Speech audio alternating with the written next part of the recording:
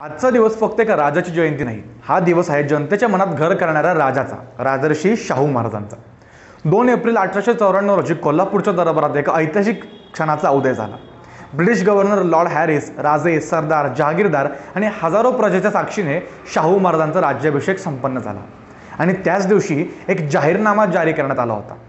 त्याची सुरुवात अशी होती: स्वस्ति श्री राज्याभिषेक शके 220 विजयनाम संवत्सरे फाल्गुन वद्य 11 इंदू वासरे क्षत्रिय कुलावतंच श्री राजा शाहू छत्रपती यांचकडून।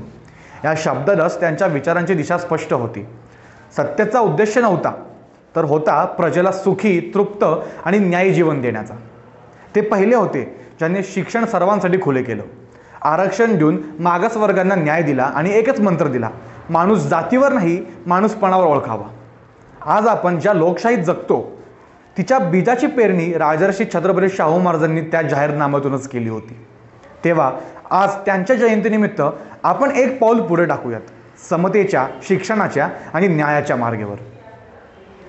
न्यूज.साठी मी अंशुक आशे।